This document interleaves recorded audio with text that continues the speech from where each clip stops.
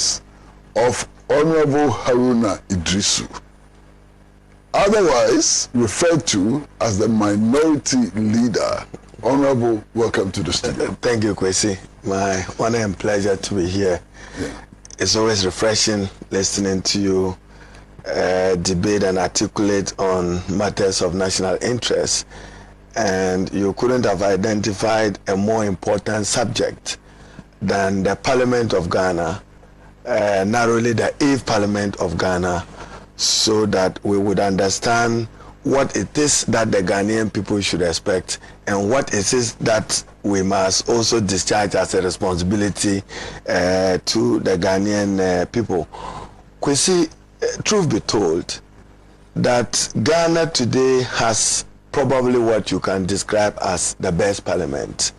Best in the sense that it is a hung parliament of 137 NDC, 137 MPP, with one independent, who naturally even shouldn't be associated with the MPP. If you appreciate the treatment that Nana Addo Dankwa and the MPP meted out to him and the run up to his quest to become member of parliament for Fomina, the Honorable Esiama, then you have what you call a +1, 138 against 137. That probably reflects what the aspiration of the Ghanaian people are, manifested in the discharge of their mandate to vote, and to vote for a parliament which makes consultation and consensus building compelling. Regrettably, Nana Addo Dankwa and his leadership in parliament does not seem to want to take advantage of working to the wishes and aspirations of the Ghanaian people. There has been less consultation. It's still the abrasive, belligerent leadership, as if parliament was still 169-107. The significance of parliament in a democracy is explained in the fact that it's only democracies that have parliament as representative of the people, as lawmaking, exercise of oversight, and the investigative function of parliament. But Kwesi, in many of these enterprises, a careful assessment of the performance of Ghana's parliament from 1993 till yesterday will be found wanting on many counts, particularly when it comes to exercise of oversight, because of intense and excessive partisanship. Parliament have not lived up to their calling. For instance, in the exercise of oversight, whether it's in the appointment of ministers' approval or disapproval, whether in the approval of budget or not, even Parliament itself holds a calabash begging for money from the Minister of Finance. So that tells you how weak we have positioned Parliament, even though you are told constitutionally that Parliament controls the public purse. So a very challenging moment for the Parliament of Ghana, particularly for those of us in the NDC. Public expectations, and particularly expectations of party following, is immensely high. The expectations are very high. You hear the question that what are MPs doing? I mean, just coming towards this studio for this interview, one of the interesting texts I read from Kumasi, from a lawyer friend of mine, was to ask me that what's minority and the MPs doing about ECG and our inability to procure electricity. So that means that they have expectations that a strong political opposition will hold government accountable and responsible to the needs of the people. We've tried. There's been a number of criticisms leveled against the minority caucus, some legitimate, some rightful, but some clearly misguided and uninformed, in my view, because in Parliament, we work with two important documents: the 1992 Constitution and our standing orders. I was just reading, and I hope that you permit me to start with it. I was reading an article by Bernard Mona, very respected young friend of mine, who says that I don't trust the minority. Then I asked myself, where is the source of this distrust? Now, he is talking about the constitutional instrument by the Electoral Commission. But Kwesi, for all intents and purposes, it is the minority which made it an issue. The first press conference on this subject was articulated by me when I picked up good intel that the Electoral Commission was engaged in some exercise to introduce new legislation into Parliament pursuant to Article 11 of the 1992 Constitution. But we see, if you are going to talk law strictly constitutional, what can the minority do? Because under Article 11, we call it secondary legislation, subsidiary legislation. Once it is introduced, you cannot stop it. It's like a moving train. You only count mandatory 21 days and it becomes law. But is it consistent with its parent act? Is it consistent with the 1992 Constitution? Are matters to which you would want to interrogate further. But when he says the minority, I don't trust them. First of all, one is not the minority which is introducing the instrument. It is the Electoral Commission. But we have raised legitimate constitutional questions. For instance, how come that Jim Mensah's Electoral Commission have not given Ghanaian children or who are near adults, I mean persons who have attained 18 years in 2021, who have attained 18 years in 2022, those who will be attaining it even today, have not been given the right to vote. So tomorrow, if there is an opportunity to vote, those who have turned 18 will be denied that constitutional right guaranteed under Article 42 of the Constitution. So the minority, we are concerned. We said that it remains a grievous threat to our democracy when the right to vote and to exercise it, which is fundamental to a democracy, is being denied by an Electoral Commission which fails to understand that it exists only because the electorate exists. So the minority raises it, but you get a critical point that the minority is not doing enough. So as I said, some of the criticisms may be uninformed and not properly guided. But I, as leader of the minority caucus, I'll tell you that's my understanding of the work we do. I have very faithful, loyal, gallant members of Parliament, and many of them have distinguished themselves in very different areas of constitutional governance and economic governance. Probably, if I have your indulgence again, I take another example.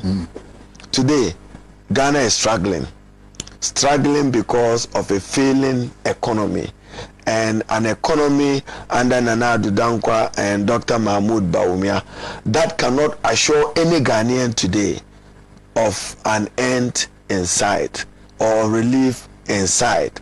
Exacerbation of poverty, exacerbation of inequality. I've always known your position on IMF from the Economic Recovery Program of 1981. You've always detested it. But you had a back and forth journey of NDC MPP go back to the IMF. But we see again, what did a minority fail to do? You can take the budget debate, you can take our articulation on the floor of Parliament. Even before the start of Parliament, myself and the ranking member on finance, the Honorable Atuforsen, who is discharged himself creditably, we had said that we will no longer support government to borrow. We did. It was to signal to the executive that no, there may be something wrong with excessive borrowing.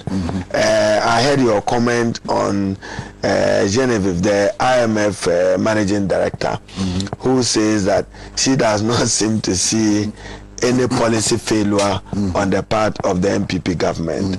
And I share your view. Probably she has abandoned her policy analysis and evaluation. Is that itself not a policy? The decision to borrow is itself a policy. So if you borrow excessively, and that excessive borrowing leads to debt distress, which makes you make a U-turn to go back to IMF, it's a policy failure. So I share your view that she should have understood the Ghanaian economic dynamics better, because we've cautioned At the time President Mahama left office in 2017, if you want to use the Auditor General report, public debt was 120 billion. But in the words of Nana Addo Dankwa before Parliament in his first State of the Nation address, he said 122 billion. Granted, we've accepted 120 billion. Today is 410 billion. He's added 300 billion to our national debt within a period of 5 years. Now you can see an emerging crisis, a crisis of how to contain the debt. If you take government revenue, by the time government spends on amortization and interest payment on loans and compensation of public sector workers, which is around some 700,000 workers, revenue is already exceeded by 110%.